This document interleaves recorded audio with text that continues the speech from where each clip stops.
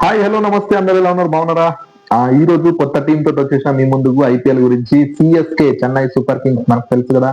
Chennai super Kings అంటేనే MS Dhoni. Dhoni తర్వాతనే ఇంకెవరైనా గుర్తొస్తారు. ఫస్ట్ గుర్తొచ్చి ధోనినే. సో ధోని గారు లక్కీగా లాస్ట్ ఇయర్ మనకు రిటైర్మెంట్ ప్రకటించాల్సింది, బట్ తను ప్రకటించకుండా ఇంకొక సీజన్ చూస్తా అని చెప్పేసి అన్నారు.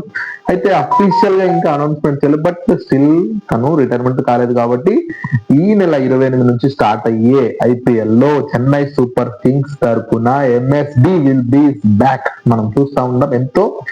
సో ఇంకొకసారి మనం ధోని గారిని చూసే అవకాశం అయితే ఉంది. సో ఒక్కసారి ఆ, చెన్నై సూపర్ కింగ్స్ యొక్క బ్యాటింగ్ లైనప్ ఏంటి, బౌలింగ్ ఏంటి, సో కొత్తగా తీసుకున్నటువంటి టీం ఏంటిది, ఈ కాన్సెప్ట్ ఎలా ఉంది అని చెప్పేసి మనం చూసుకుందాం. సిఎస్కే యొక్క బలహీనత చూసుకుందాం. ముందుగా మనం స్క్వాడ్ ని కనుక చూసుకున్నట్లయితే ప్రతి ఒక్కరి పేరు చెప్తాను నేను మీకు. స్క్వాడ్ లో ఎవరెవరు ఉన్నారు, ఎంతమంది ఉన్నారు. సో ఇంకొకటి ఏంటంటే బిగ్ ట్విస్ట్ ఏంటంటే సంజు శాంసన్ వచ్చేసి చెన్నై సూపర్ కింగ్స్ లోకి వచ్చేసాడబ్బా. సంజు గారు వచ్చేసారు. సంజు శాంసన్ గారు వచ్చారు కాబట్టి అసలు నిన్న వరల్డ్ కప్ గెలిపించిన సంజు శాంసన్ ఈసారి ఐపీఎల్ లో చెన్నై సూపర్ కింగ్స్ తరఫున రావడం అయితే జరిగింది. ఒకసారి టీం చూసుకున్నట్లయితే ఎంఎస్ ధోని, అంశుల్ కాంబోజ్,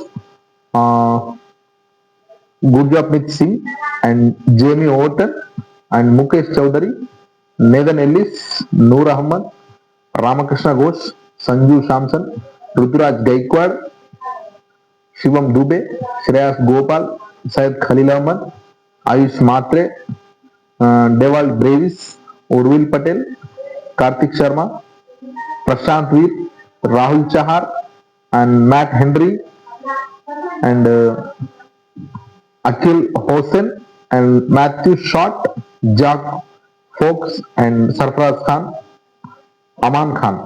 ఇది సిఎస్కే యొక్క ప్లేయింగ్ మన టీం టోటల్ స్క్వాడ్ వచ్చేసి.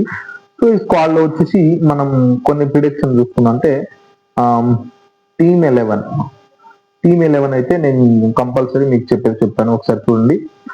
రుతురాజ్ గైక్వాడ్ అండ్ ఆయుష్ మాత్రే ఇద్దరు ఓపెనింగ్ వస్తారు.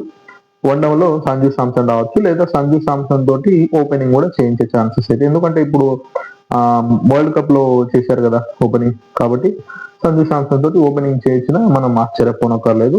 మేబీ ఫస్ట్ చాయిస్ అయితే సంజునే ఓపెనింగ్ అని అనుకుంటున్నాం మేము.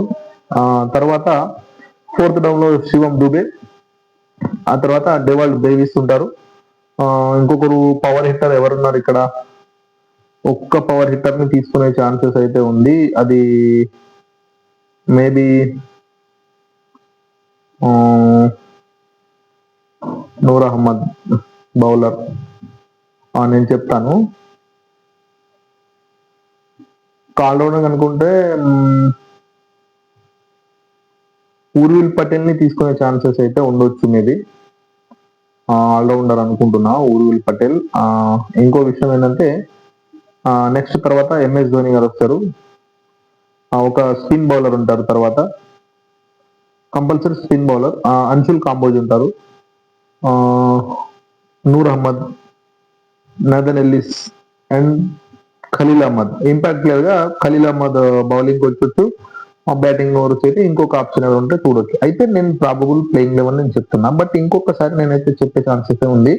ఎందుకంటే ఇప్పుడు ప్రస్తుతానికి ఐపీఎల్ సీజన్ స్టార్ట్ అవుతుంది కాబట్టి నాకు ఇంకా మాట్లాడడానికి అవకాశం ఉంది, కాబట్టి నేను ఇంకా పర్ఫెక్ట్ గా మీకు ముందు జరిగే ఇట్లా చెప్తున్నా. ఇప్పుడు ప్రజెంట్ ఏంటంటే టీమ్ వైజ్ ఏ టీమ్ లో ఎవరైతే ఉన్నారు, ఎంతమంది ఉన్నారు స్క్వాడ్స్ అని చెప్పేసి నేను చెప్పడానికి వస్తున్నా. ఆ తర్వాత మళ్ళీ ఇంకొకసారి నేను రివిజన్ చేసే ఛాన్సెస్ ఉంది. అయితే సిఎస్కే యొక్క బలం ఏంటంటే, సిఎస్కే వచ్చేసి బలం వచ్చేసి ధోని గారు. ఎందుకంటే ఇక్కడ వికెట్లు పడాలన్నా మొత్తం అసలు ధోని గారి చేతిలోనే ఉంటుంది. ధోని గారు ఏ విధంగా బౌలింగ్ చేయాలంటే ఆ విధంగా వీళ్ళు బౌలింగ్ చేసేస్తే అయిపోతుంది. ఎందుకంటే వెనకాల ఉన్న ధోని గారు డిఆర్ఎస్ తీసుకున్నారంటే దానికి తిరుగు ఉండదు. ధోని రివ్యూ సిస్టమ్, ఈ విధంగా పేరు వచ్చేసింది ధోని గారికి.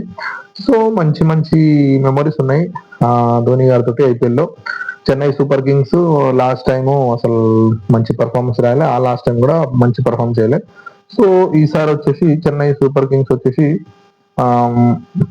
ఏమంటారు టాప్ ఫోర్ లో ఉంటదేమో అని చెప్పేసి, సెమీస్ కి వెళ్తుందని చెప్పేసి నేను అనుకుంటున్నా. తర్వాత మా సెమీస్ కి వెళ్ళే ఛాన్స్ అయితే పక్కా ఉంది ఈసారి, ఎందుకంటే ధోని గారు ఈ ఒక్క టైటిల్ గెలిచి రిటైర్మెంట్ ప్రకటించాలి అనే ఉద్దేశంతో ఉన్నారేమో అని చెప్పేసి నేను అనుకుంటున్నా.